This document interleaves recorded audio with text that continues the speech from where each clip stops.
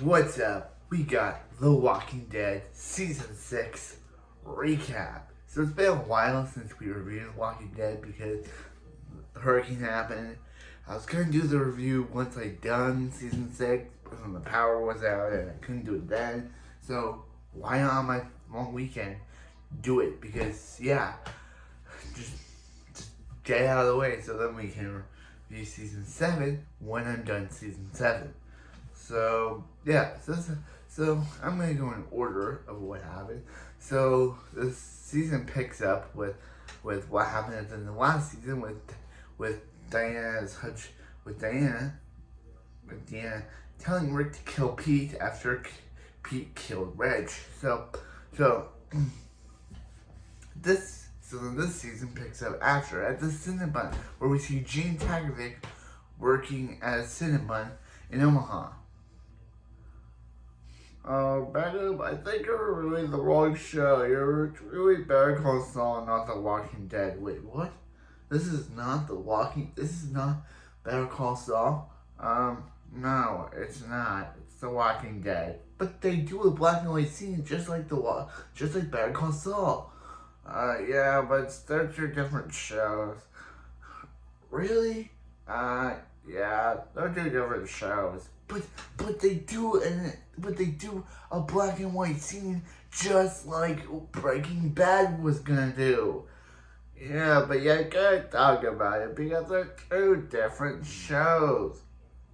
Okay, yeah, you heard the guy right. They're two different shows, but they do the exact same black and white scene that Better Call Saul would later go on to do, or did, because the show obviously was probably still on when Breaking Better Call Saul started. But come on, I cannot help but make a joke about that because of the way they're too similar. So we see the gang reeling from the events of the finale where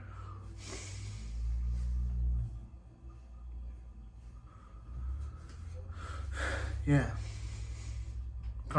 Yeah. Rick and Jesse have become a relationship thing. But then they discover a quarry full of walkers because they discover that Alexandria has been keeping all these walkers there so they don't attack the place. So Rick and the gang decide to go out and lead the walkers away. But then the wolves from last season show up. The wolves that Morgan met during last season show up and attack Alexandria, causing all the walkers that they were leading away to go back to Go back to Alexandria. Almost to the prison. I don't know why I almost said that. But I almost said that. I almost said the prison. Yeah. I almost said the prison. So then what happens is that they all decide to go. All decide to go. Go on. Daryl decides to abandon Sasha and Abraham to go help Rick, Glenn, and the others, which leads him into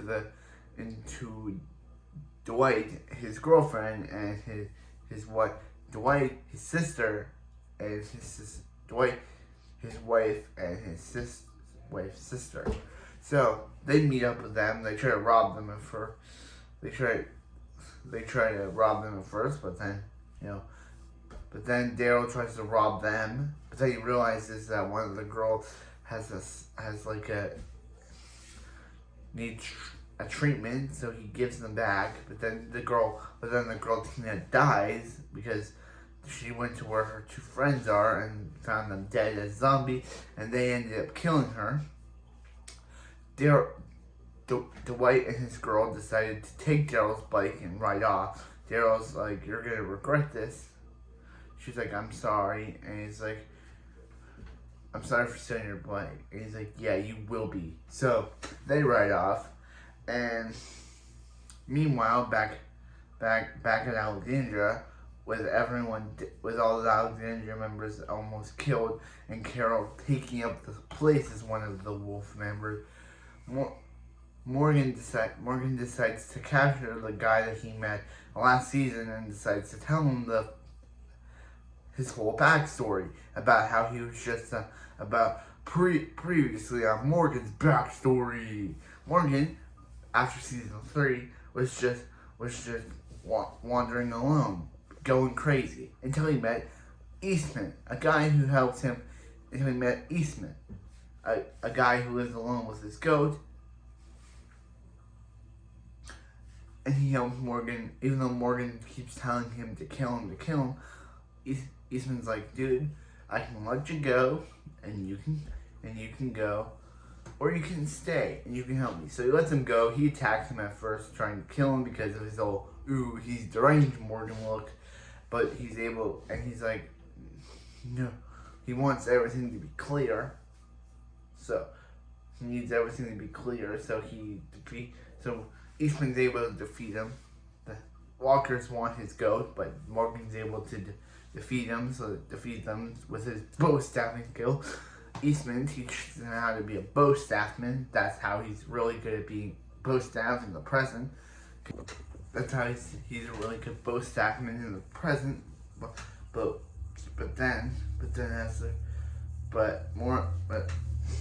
Eastman tells Morgan about his backstory.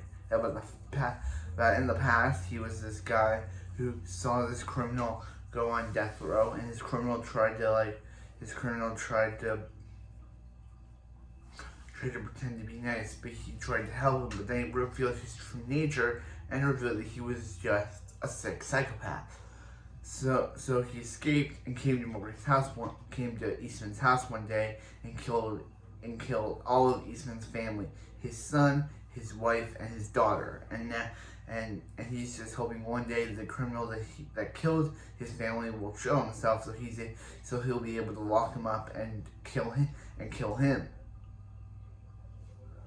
And then Eastman, Morgan learns the quote that he tells everyone: "Life is precious."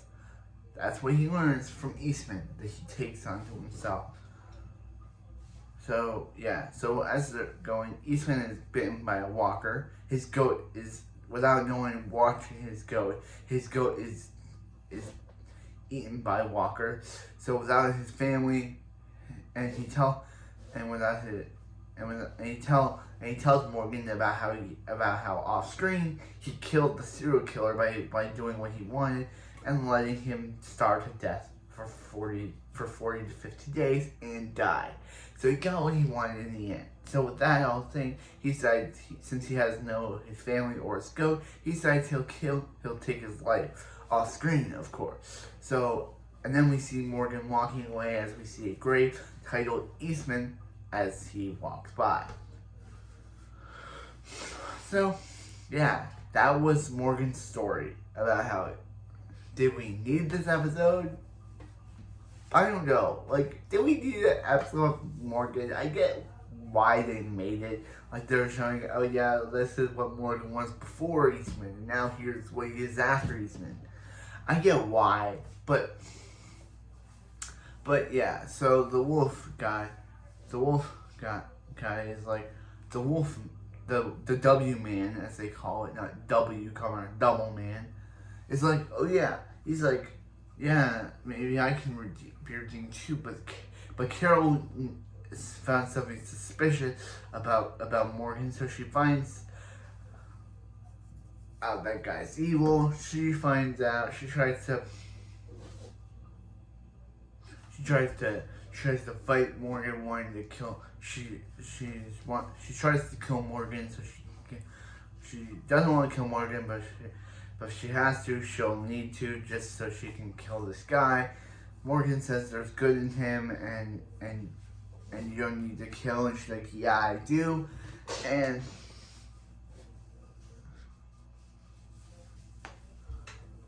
Meanwhile, we have Glenn's story.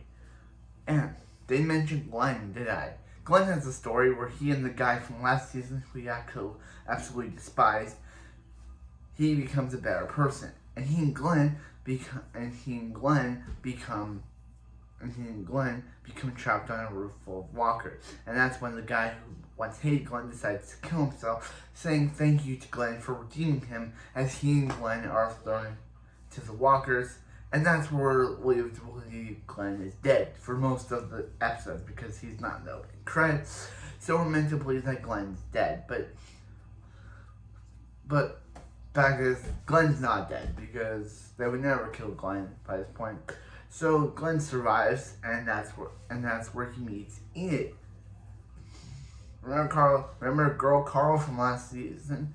Yeah, she decided to jump over the wall because we also learned her backstory because we're learning a lot of backstories this season.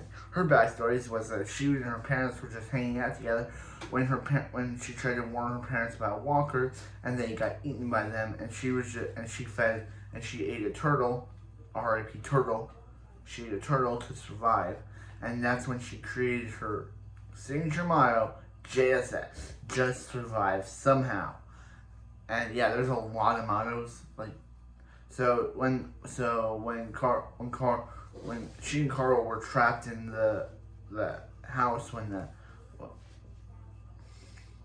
the wolves attacked, and it was just her on her own, and it was just them. So she decided to abandon Carl and giving him the "Just Survive Somehow" motto, and that's where Glenn finds her. And obviously, she doesn't want to have anything to do with Glenn because she just wants to be by herself. But Glenn's able to convince her.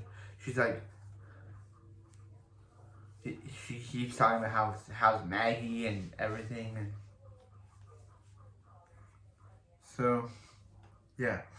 So meanwhile, back with Carl and the guy and Robbie 2.0, Jesse's son, Jesse's son is mad at Rick for basically just killing his dad, and doesn't know why he did it. So he's kind of mad at Rick, and he wants to he has Rick teach him how to use a gun, but then he starts saying about how everyone's dead, but Rick's like, but Carl's like, no, they're not. Everyone's still alive.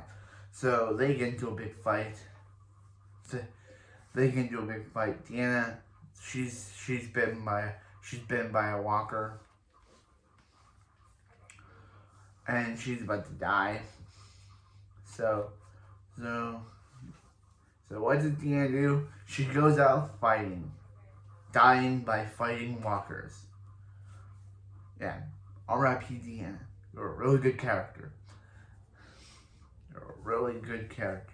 So meanwhile, Sasha and Abraham decide to, go looking for Daryl. And that's when they find these group of people on motorcycles who are like, guys, everything, your stuff doesn't belong to you anymore. It belongs to Negan. Who's Negan? We'll have to find out.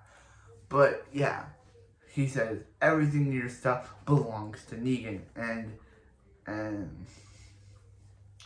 they decide to blow up, and before one of the guys can shoot Sasha or Abraham, Daryl comes out with a rocket launcher, and boom, blows all them up.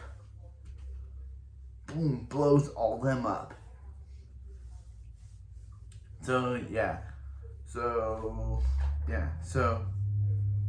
we haven't talked about Sam much, have we? Jesse's other son, and Carol, and the guy who really likes cookies. But Carol's really mean to him because she doesn't want to get another kid killed she got her sister killed, she got her daughter killed, her daughter's dead, Liz and Mika are dead, so she's very worried that if she gets in touch with another kid, they'll end up dead, which understandable. Three kids you've interacted with are not dead, so understandable why you'd be worried enough to get another kid dead. So Carol tries to untalk with him and tries to make him believe that the monsters will come again, which are the walkers. So he's very out of it when the walkers come attack Rick. decides to do what he did, do the season 1 trick of rubbing zombie guts all over you, just like he did it back in season 1. Really weird that they did a season 1 trick in season 6. So the zombies are coming. Sam doesn't want to move, and that's when he's attacked. He's killed by a zombie, and Jessie distraught. She's killed by a zombie, and she's holding Carl. And then Robbie Tomueno, tries to shoot a gun at Rick, but then it stabs Carl. But then he's stabbed by Michonne, and the gun ricochets, hits Carl's eye, and we get that really cool shot of Carl with the missing eye. One-eyed Carl is born. Yeah, one-eyed Carl is born. So back with the wolf situation, he decides to take Denise. She's Denise hostage. She's the girl that made out. She's the girl that will later make out Tara, and she's the doctor. She's kind of the doctor type that replaces Pete as the doctor. She was always around, but she just as she said, she was always around. She just became the doctor till recently. And she gets kidnapped by the wolf guy, but then she's being attacked by a walker. He decides to sacrifice himself. He decides to save, instead of letting her die. He decides to save her, but then he's killed by Carol unknowingly. Or did she know he redeemed himself? But then as he's turned into a zombie, he's killed by Morgan. So yeah. So Carl's taken to the hospital by Denise. Rick goes insane over the loss of Jessie, like he did with Lori back in season 3. So he goes insane, killing a bunch of walkers. Evelyn goes out to kill the walkers with him. So meanwhile, Glenn and Enid, or girl Carl, see, because she's girl version Carl. They see Maggie. They see Maggie. You know. They see Maggie. They see Maggie on the tower, boarding off walkers. So Enid decides to save Maggie as Glenn fights off the walkers with Maggie, and Glenn's trying to sacrifice himself. As Abraham and Daryl and Sasha roll in, Daryl's like, dude, what's going on? And he's like, beats me. I just got here. So next episode we have a time skip. Carl has his one eye bandaged.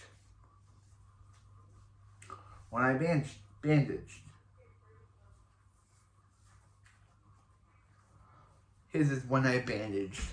And yeah, so Rick and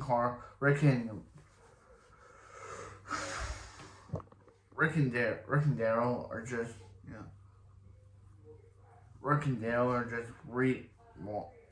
are just doing a run when they meet this guy named Jesus, who's not his real name, but he has a long beard and hair, so his nickname is Jesus. He tries to steal from them, and then they bring him back to Alexandria, where that's when Michonne and Rick finally get together. It took 3 seasons. It took till season 6 for Rick and Michonne to start dating, because we see Rick and Michonne kissing each other, and then that's when it's interrupted by, as soon as they get to bed, they sleep together, they're interrupted by Jesus is like, hey Rick, we need to talk.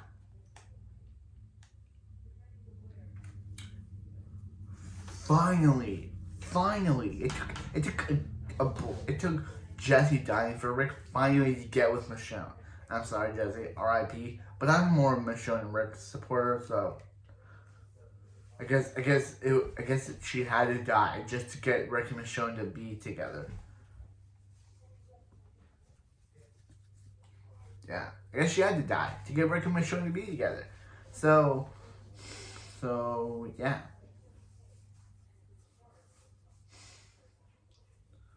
So meanwhile, So meanwhile, meanwhile, Jesus is like, "Hey Rick, I'm part of a gang called the Hilltop, who are part of a gang. I'm part of a community called the Hilltop. There are people who help other people by taking communities and taking them up to Hilltop."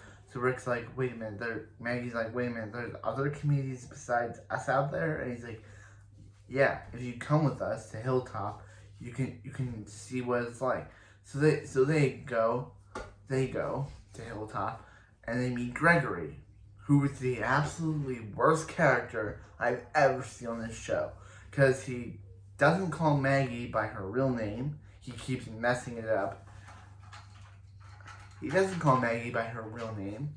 He keeps messing it up even though when Maggie corrects him. And, yeah. So, yeah.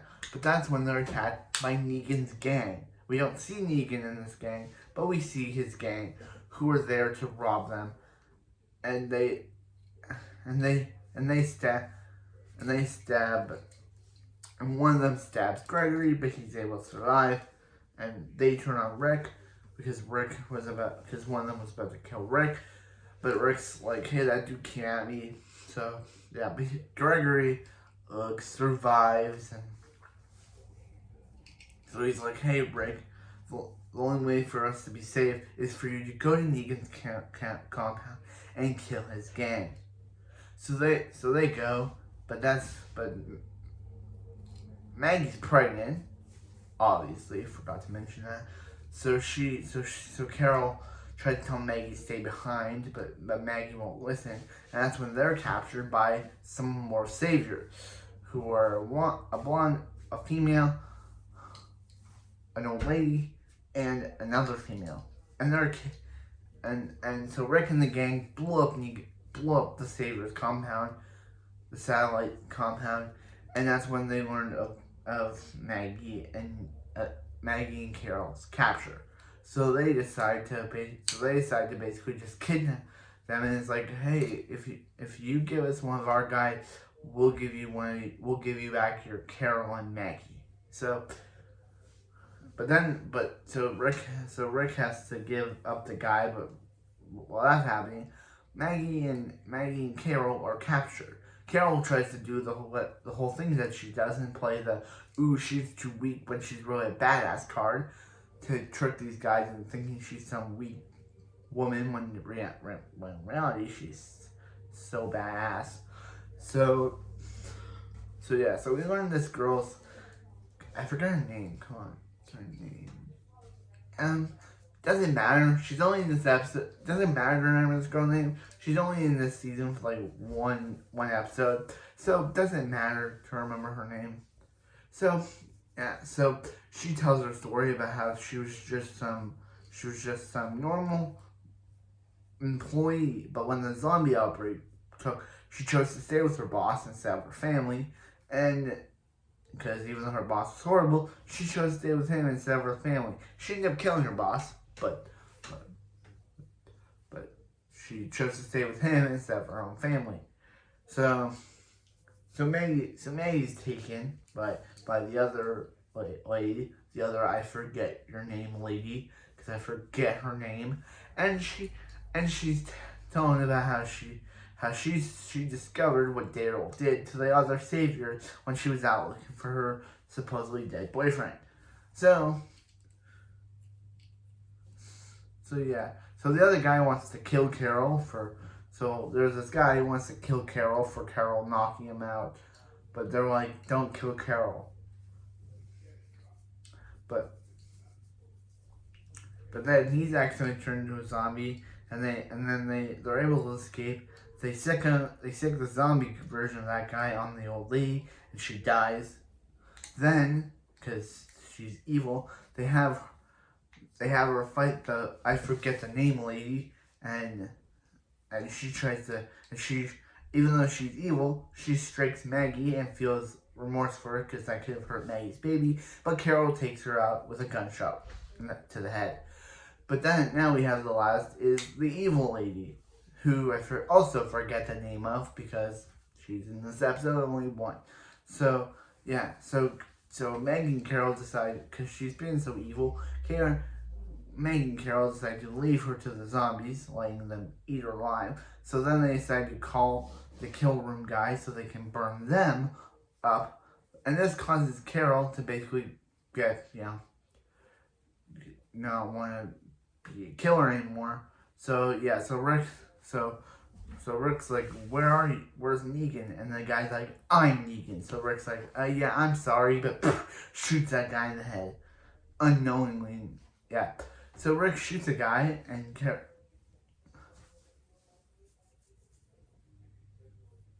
so Rick shoots that guy, and they all leave. So yeah, so Carol decides to be with Tobin until she decides to leave the group for her own safety, because she's tired of killing. Because she's tired of killing, so she decides to leave. She decides to leave the group, and Rick and Morgan go after her. Meanwhile, Daryl, Denise, and Rosita, who I haven't mentioned a lot this season, they all go on a run where Denise tries to be tough like Daryl and Rosita, and they try to put her down by saying, "Oh yeah, you're not tough. You'll get yourself killed." And she's like,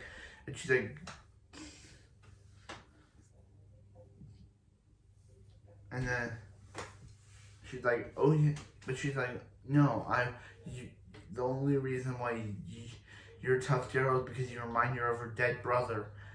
And Rosita, you're so alone that you pretend to be tough." And she's like, "Guy, I'm done dealing with this crap."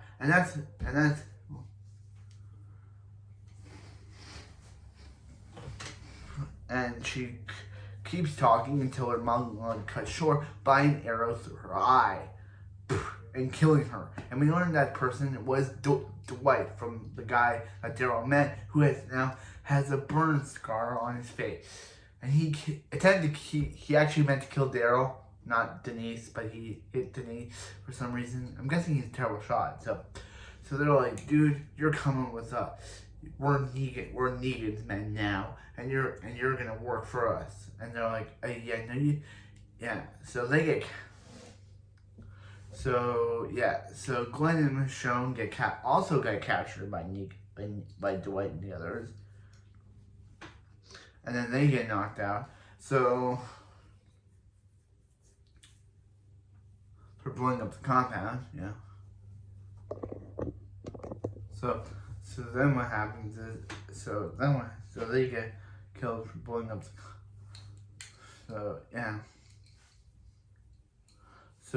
So meanwhile, Abraham and Eugene get into a fight over how Eugene thinks he's all tough, but Abraham's like, you're not.